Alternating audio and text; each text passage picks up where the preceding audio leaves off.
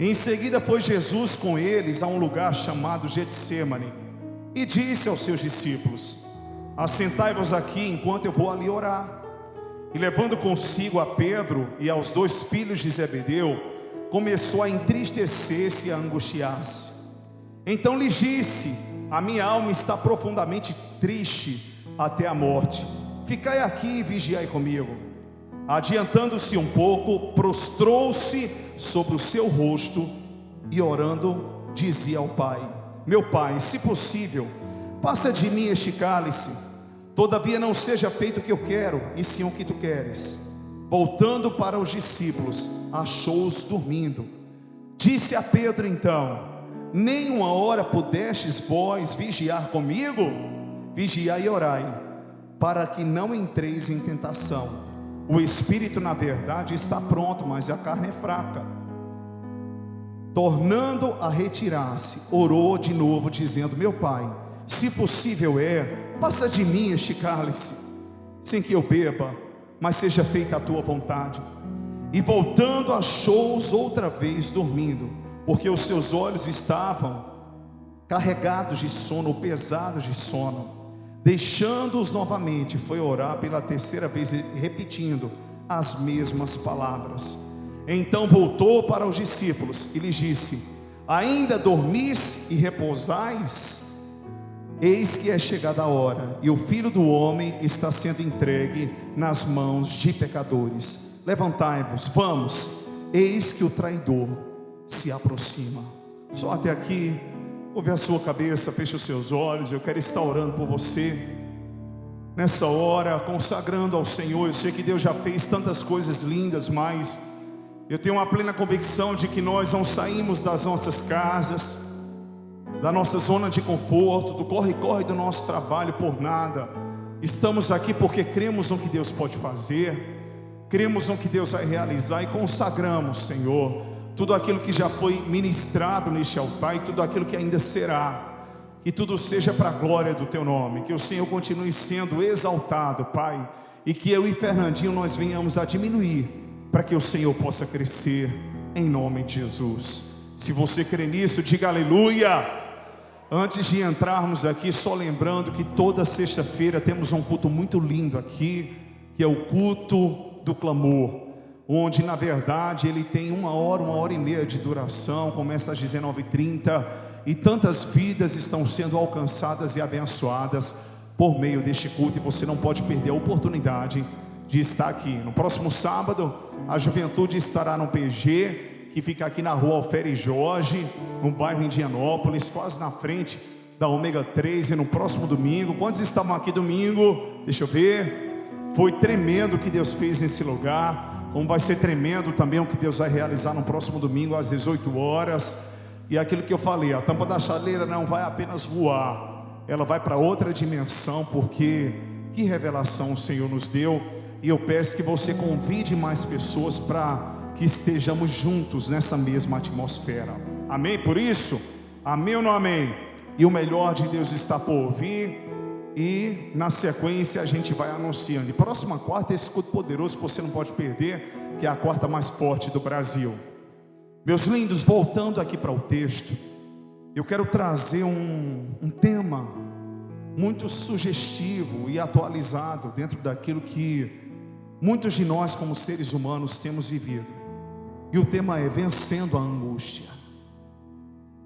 Eu creio que as maiores batalhas que nós enfrentamos, elas não estão do lado de fora, elas estão dentro de nós. E parece que quando você está naquele dia onde o seu coração está mais apertado, por diversos fatores e motivos, quer seja por um relacionamento que não vai bem, quer seja por causa da família que não está caminhando como deveria, pela saúde física, pela saúde mental, talvez pelos seus negócios e compromissos que você tem, onde você é uma pessoa inteiramente responsável, mas você não está tendo a condição de cumprir com os seus compromissos. Então é muito natural que, muito mais do que um sentimento de depressão, uma grande angústia venha sobre você, tentando muitas vezes te colocar na caverna. E muitas vezes a angústia, ela não é só fruto daquilo que aconteceu e daquilo que está acontecendo, mas é também a insegurança do que nós não sabemos que está por vir. É quando nós colocamos na cabeça que as coisas estão tão ruins que não vemos nenhuma perspectiva de melhoria. Ministerialmente nós vemos que batemos em uma tecla e a coisa não melhora. Na família sempre conversamos o mesmo assunto para tentar tratarmos e sanarmos aquele problema, mas ele não é resolvido, ele reincide, porque estamos lidando com seres humanos. Interiormente nos tratamos, nos cuidamos, mas parece que aqueles que estão à nossa volta, quer sejam familiares, amigos, quer sejam funcionários, parceiros ou até aliados de trabalho, não estão cooperando. E todos os dias você tem que lidar com as mesmas situações que machucam você. Ao mesmo tempo que você vem para a igreja numa quarta-feira de renovo e recebe uma palavra de esperança, uma palavra que traz fé ao seu coração, que te encoraja a romper, a avançar, a realidade à sua volta sempre vem tentando roubar a semente de fé que Deus gerou no seu coração. Porque eu sempre falo que nós vivemos em meio a uma grande batalha espiritual. Ontem eu estava dando aula aqui, porque quinzenalmente às terças nós temos aulas aqui, 0800, tem sido um tempo de Deus. E eu estava dizendo que nós não podemos espiritualizar tudo, também não podemos naturalizar tudo, porque o mundo espiritual é tão real quanto o mundo natural. E as batalhas espirituais, elas existem sim. E Satanás, como ele veio para roubar, matar e destruir, ele tenta se prevalecer de tudo aquilo que de negativo está acontecendo conosco, e até de positivo, para tentar roubar a semente da fé, da esperança, gerando empecilhos para que você não venha à igreja, para que você não receba a palavra, gerando mais resistência ao seu coração, para que você não perdoe o irmão. E muitas vezes, eu falei aqui, quando a Bíblia fala sobre a transfiguração de Satanás como anjo de luz, nos nossos dias não se trata mais de uma encarnação de um demônio em uma pessoa. Quando uma pessoa ela está endemoniada, ela está possessa, mas ela não está encarnada. Isso foi quebrado a partir da nova aliança, quando Jesus ele tomou das chaves do diabo ali as chaves da morte e do inferno. Mas o que seria um anjo de luz? São aquelas pessoas que parecem ser luz, mas não são. São aquelas pessoas que se aproximam da gente e a princípio elas seduzem o nosso coração com tanta bondade e lealdade, mas de repente elas começam a mostrar o verdadeiro caráter que tem, porque não estão dando lugar a Deus, e sim ao diabo. Então muitas vezes existem circunstâncias que nós enfrentamos que você diz, não, isso aqui não pode piorar. O que eu estou enfrentando talvez seja uma fase tão desafiadora. Eu vim hoje para a quarta-feira do renovo, tentando buscar de Deus uma resposta, para que eu possa ter um norte, para que eu possa ter um direcionamento. Jesus Cristo, quando ele veio à terra, sendo 100% homem e 100% Deus, ele foi o verbo de Deus encarnado. Então ele veio, nasceu como homem, viveu como homem, sofreu como homem, foi tentado como homem, para que hoje ele pudesse interceder por nós e ser o caminho que nos leva ao Pai. E é interessante que Jesus ele passou por tudo. O lado 100% Deus não sofria, porque Deus não pode sofrer. O lado 100% Deus não se angustiava, mas na sua humanidade ele tinha também o aflorar dos sentimentos humanos. Quem morreu não foi o Deus, porque Deus é imortal. Quem morreu foi o Jesus Cristo, o homem. Então é interessante que na ocasião que estava se aproximando da sua crucificação, ele sabia tudo aquilo que iria acontecer com ele, e ele sabia o propósito no qual ele estava na terra. Então Jesus tinha muitos discípulos, ele tinha 12, mas ele tinha aqueles que ele podia confiar de maneira particular, que era Pedro, Tiago, João, os filhos de Zebedeu. E da mesma maneira que certa vez Jesus, quando se transfigurou, os levou ao monte da transfiguração, Jesus, ele quis ter uma conversa, uma oração com o Pai particular, antes de ser preso, e ele foi até o Getsêmani. E quando ele chegou no Getsêmani, ele não levou todos os discípulos e apóstolos, ele levou apenas 3, Pedro e os demais que com ele estavam, os filhos de Zebedeu. Naquele momento Jesus expressou para eles o que estava no seu coração. Ele disse: eu estou angustiado, a minha alma está amargurada. Naquela hora, não só foi a Bíblia que relatou o sentimento do Senhor Jesus, a Bíblia expressa a verbalização de Jesus sobre o que ele estava sentindo. Naturalmente, por amá-los, porque de fato os discípulos amavam a Jesus, porém não na dimensão que Jesus os amava.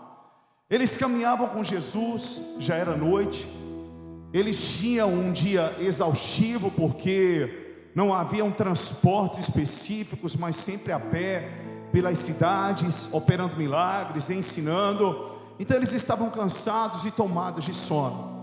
E naquele momento que Jesus para orar, eles param com Jesus e Jesus faz um pedido: fiquem aqui orando por mim, para que vocês não caiam em tentação. A tentação era não dormir, era não sair do propósito, que vocês fiquem aqui vigiando.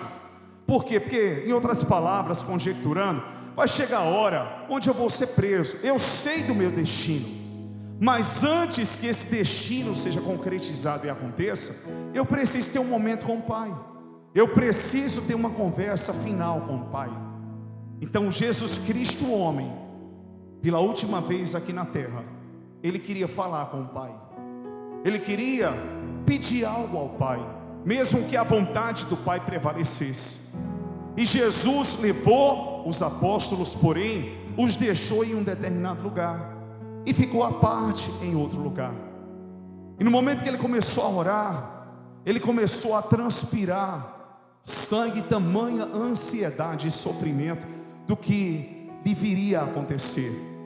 E ele disse: Pai, 3 vezes ele pediu isso: se for possível, passa de mim esse cálice. É muito difícil todo o processo que eu vou ter que passar, porque não é o Deus que vai sofrer, é o homem que vai sofrer. Em outras palavras, eu vou sentir no meu corpo as dores dos chicotes, a marca estará sobre mim, mas as chagas serão abertas, uma coroa de espinhos será colocada na minha cabeça, a minha morte será por sufocamento, porque eu serei crucificado. Se for possível, só se for possível, é uma condicional, passa de mim esse cálice. Mas eu quero dizer, acima de tudo, que eu sei do propósito no qual eu vim, e que não seja feita a minha vontade, mas a tua vontade. Se eu tiver que beber desse cálice, eu vou beber. Jesus estava se rendendo não às suas emoções, ele estava se rendendo à soberania de Deus. Ele não foi comandado pelo que ele sentia, ele não foi comandado pelo que ele estava prevendo, ele não foi comandado pela sua própria vontade. Ele disse: a minha vontade como homem.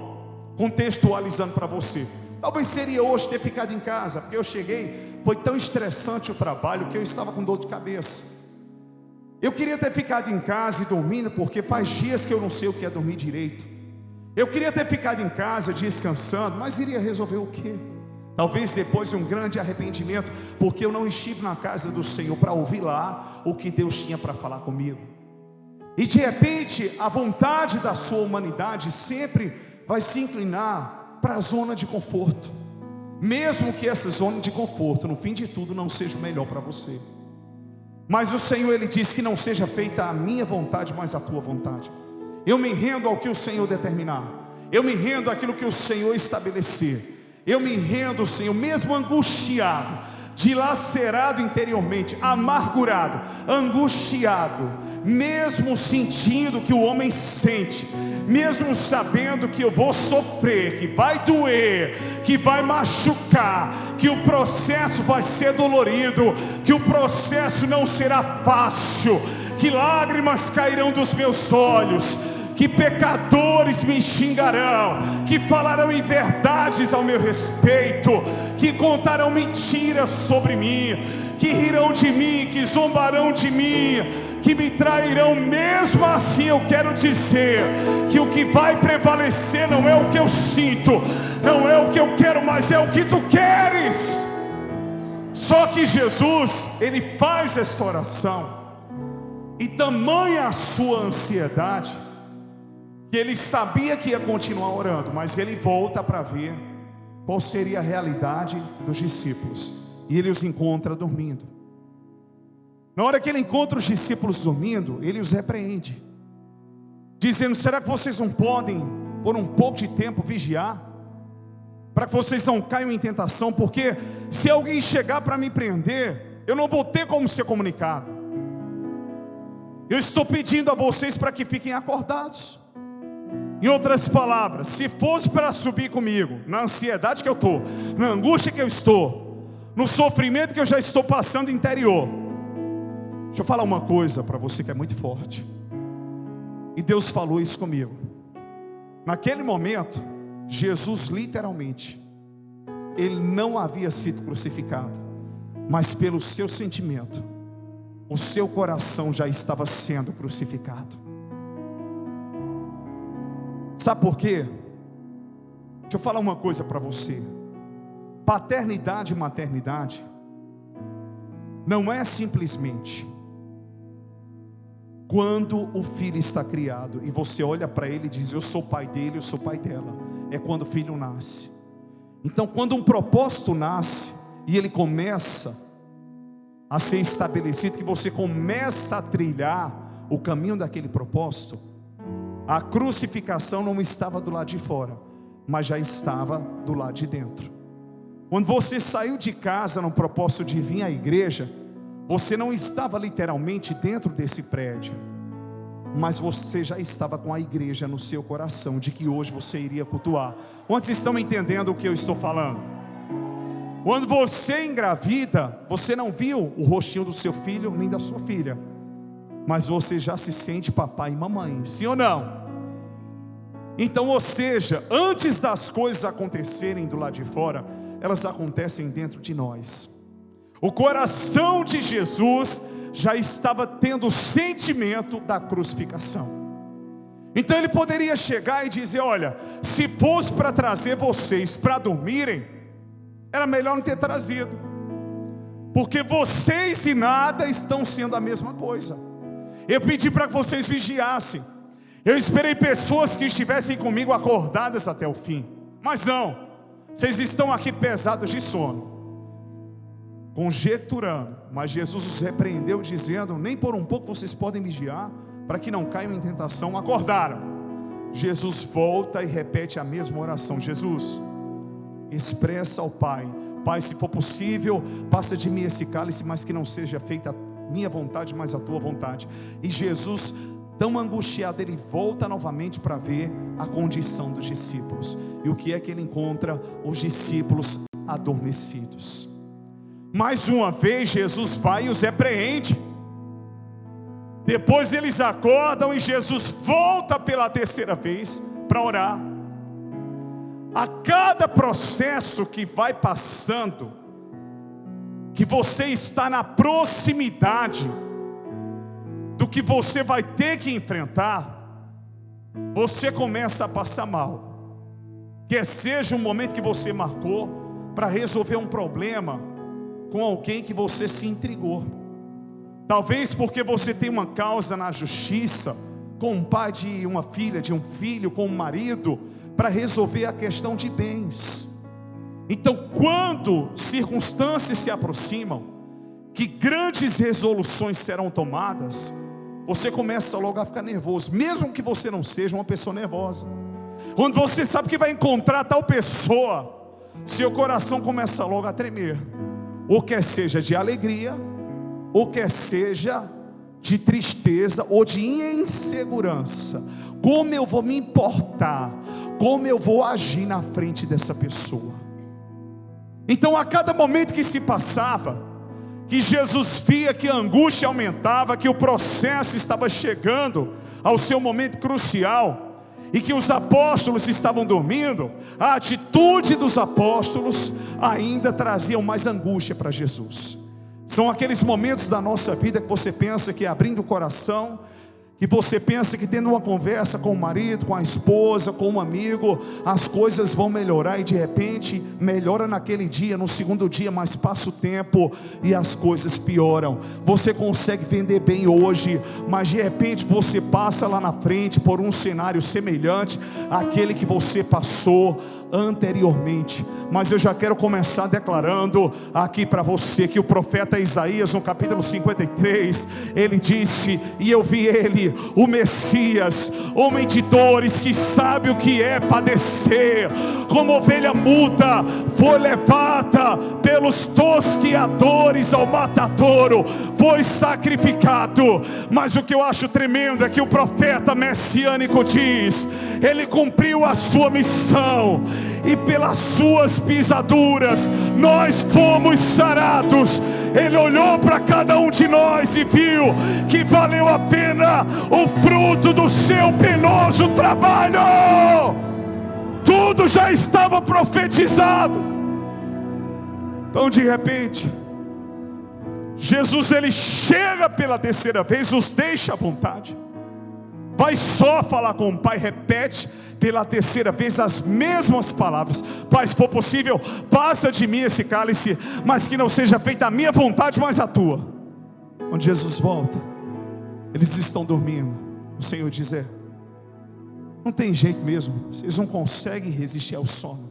Os olhos estavam carregados, diz a palavra, e o cansaço grande. Vamos nos levantar, porque a hora é chegada, e o Filho do Homem vai ser entregue nas mãos dos pecadores e do traidor. Meu pastor, como vencer a angústia se o próprio Jesus, ele venceu a morte, mas ele não venceu a angústia? Primeiro princípio: se rendendo ao propósito. Diga ao seu irmão: se rendendo ao propósito. Porque Paulo disse: eu quero dizer uma coisa para vocês, que de sorte que se com ele nós sofremos, por ele também seremos exaltados. Se com ele nós morremos, com ele também seremos glorificados. Porque eu quero dizer uma coisa para vocês: nós somos perseguidos, mas não estamos destruídos, açoitados, mas não desanimados. Somos muitas vezes caluniados, mas não somos destruídos. Por quê? Porque Cristo habita em nós. Aí Paulo, quando ele chega à categoria mais baixa, que foi os romanos e os judeus, que ali crucificaram a Cristo, juntamente com as suas atitudes, ele diz à igreja romana, ele diz: eu tenho uma certeza, tudo aconteceu com ele, por meio da fé nós somos salvos e justificados. Mas aquele que nem mesmo o seu próprio filho poupou, antes o entregou para cada um de nós, como não nos daria juntamente com ele todas as coisas? Há uma certeza que eu tenho, disse Paulo, e não sai do meu coração, é que não existe morte e vida, principados, potestades, altura, profundidade, nem nenhuma outra criatura que possa nos separar do amor de Deus que está em Cristo Jesus, o nosso Senhor. Se você crê que é assim, diga aleluia. Aplauda Jesus se é para ele. Paulo disse lá em Gálatas: crucificado estou eu com Cristo, e não vivo mais eu, mas Cristo vive em mim. E a vida que eu agora vivo, eu a vivo na fé do Filho de Deus, o qual morreu e se entregou por mim. Deixa eu falar algo para você nesta noite. Não tem como fugir de alguns processos, não tem como fugir de alguns momentos angustiantes. Se você precisa se submeter a algo que Deus está te permitindo viver, se renda confiando de que se existirá a morte, no final também existirá a ressurreição. Entenda uma verdade: se render ao propósito de Deus é obedecer, mesmo que a nossa carne, mesmo que a nossa vontade diga não. Às vezes você não quer uma coisa, você não provocou ela, mas você está aqui nessa terra para cumprir uma missão. E os planos que Deus estabeleceu para a sua vida não serão frustrados. Pode doer hoje, pode machucar hoje, mas eu quero dizer para você que todo sangue derramado de sofrimento, que tudo aquilo que você tem enfrentado e passado como humilhação, será transformado por Deus para exaltação, onde o Senhor não apenas vai ressuscitar o que vai morrer, mas onde Ele também vai manifestar a glória dEle através da sua vida. Se você crê nisso, diga aleluia. Se renda ao processo. Deus, eu tenho que passar por isso. Talvez por um tempo você tenha que vir para a igreja e ser perseverante enquanto o seu marido não quer vir. Talvez por um tempo você tenha que continuar trabalhando para cobrir as dívidas de outras pessoas de algo que você não fez, mas elas que contraíram. Talvez hoje você seja a pessoa que vai ajuntar aquilo que foi espalhado. Talvez hoje você é a pessoa que ama quando não é amado, que perdoa mesmo sem ter sido perdoado, que decide ser fiel mesmo quando são infiéis com você,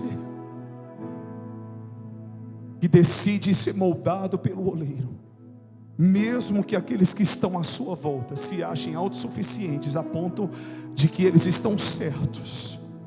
Se tiver que assumir o erro, não por eles, mas porque Deus, Ele resiste ao soberbo, mas Ele dá graça ao humilde. Entenda que no final de tudo isso, o Senhor será glorificado através da sua vida. Então Jesus, Ele se rendeu ao processo.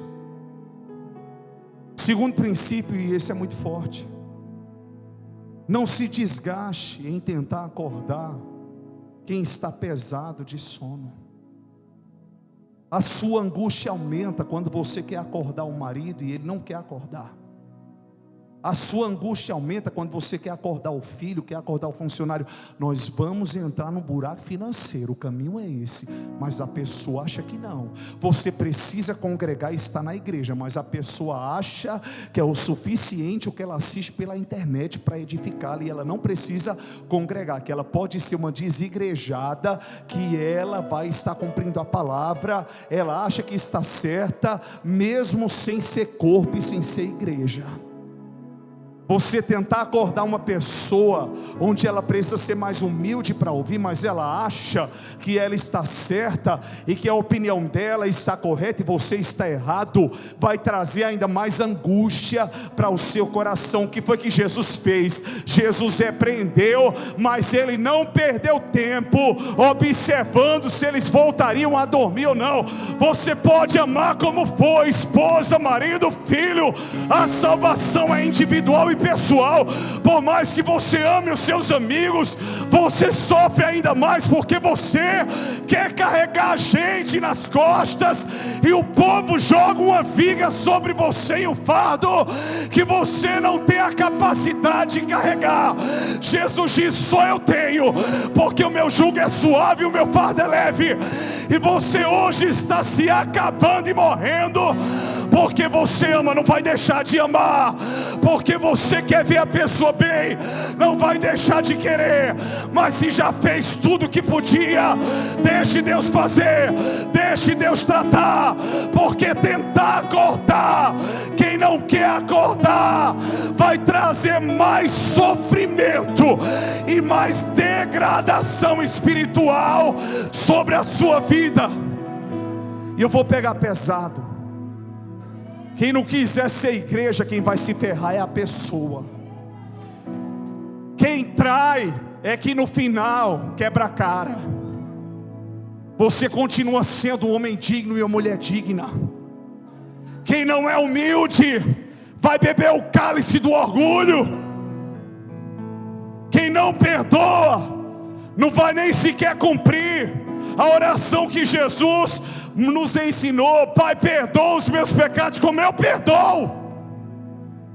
Quem não ama vai estar fazendo tudo que o Senhor falou. Vai ser apenas nessa terra um sino que tine, faz barulho, ganha o mundo inteiro, mas se perde, porque Jesus diz que sem amor de nada valerá. Se você chega nesse altar e você toca dando o seu melhor, prega dando o seu melhor, veio para a igreja para prestar um culto ao Deus que é vivo, único e verdadeiro, é entre você e Deus. Se alguém não sentiu nada, se alguém não viveu nada, é problema dessa pessoa com Deus. Cada um vai prestar contas de si. Quando está do lado de uma pessoa, eu vou pegar pesado, ela não quer sair do WhatsApp, deixa ela morrer falando no WhatsApp.